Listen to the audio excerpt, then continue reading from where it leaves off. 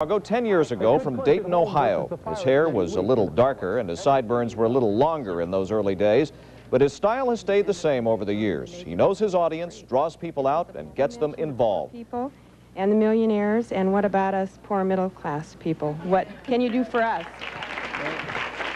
What is it that bothers you most? Well, it just seems like too much income tax, and there's just never enough to go around.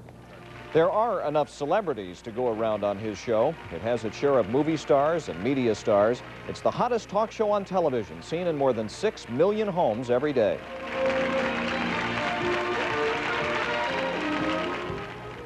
There usually is one guest or issue per show, and the audience always gets equal time. Every subject you can think of has been done, some would say, from the sublime to the ridiculous. We're going to turn the tables tonight and put the talk show host in the position of guest. He is in our newsroom now in Walter's corner. Walter? Don't take it away from us. Well, it certainly is not going to be easy. In fact, this is maybe the longest week of my career, and that is not an exaggeration. This is no picnic for me. We leave 8 people here. We've been at this now for 10 years. I don't have to tell you about the special relationships that develop in any creative community, such as our office is, and this is tough. Isn't there a danger of trying what you do here in New York? A good part of the success of your show depends on the audience involvement, and you've got some real heart-of-the-country people who respond to those issues in ways New Yorkers may not. Right. You know? Well, when we moved to Chicago, people said, you know, it was Dayton that made you, that's the reason you're not like all those 8x10 glossies. Well, you're going to the big town, see you around, you probably start using makeup, maybe even hairspray.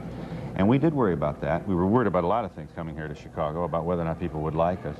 Now, and clearly we have benefited so much from being in Chicago and, as you say, the Midwest. Now we're going to New York, and those questions surface again. I think they're important. They're certainly legitimate questions. Yes, you can be co-opted.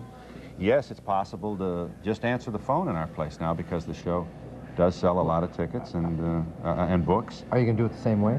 Well, the show, we will be able to deliver the show more immediately to our cities. As you know, we are on a 1, 2, 3, all the way up to 5 weeks delay in some markets. That's the way syndication But how about works. the nature of the show? How about you and the audience? And what are you going to do with those New York hippies who aren't going to... Walter, you don't know yet. No, I tell you, it's the first question everybody asks me. I think there is this notion that we're going to go to New York, and we're going to have a lot of people in the audience that talk like cab drivers, you know, and Jimmy Breslin. I think that's a little bit exaggerated. I am certainly, if I'm wrong, you're going to know it immediately, and I guess I lose this bet. I think New York, I think we'll have as many states represented in our audience in New York City as we're represented here in Chicago. There are other people big in television and in related businesses who have gone on to New York and haven't been able to make it. Well, not because New York is so difficult, but because there's a sense of resentment. Yeah. Why? What do you mean resentment? Well, people think that you're thinking of yourself as a big enough shot to make it in New York. So, well, we'll tell you. That's true. Well, I'll tell you, this is hardly this is not a teddy bear town. That's true. And then also, I hope I don't jinx myself, but we are making it in New York. We've been in New York for a long time. But this point has to be made. I think maybe one of the reasons we're hot in New York, it'd be better if you said that, Walter, is that we come from Chicago. We come from Chicago. Yeah, that's true. So it's very possible that living there will, I don't know, maybe we'll have to tap dance a little faster. We'll see. What are you going to do when you grow up? I think... what do you want to do next? What's the job in television? I'd like to get some suspenders and do commentary and hit hard at... there's a lot of corruption out there. Most people don't know you were a news anchor, right? I was. I grew up in the newsroom in this business. It was nothing like this magnificent operation here, from which we have, I'll tell you, you will never be able to pay your shop back for. We have stolen material from you for use on our program. We've stolen your people. We've stolen your commentary. We always called you first.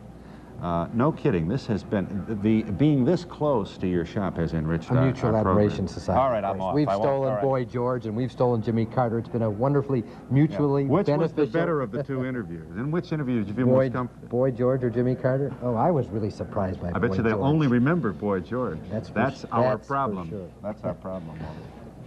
Don, Okay, we're going to miss that guy. We sure are. Good luck to you, Phil.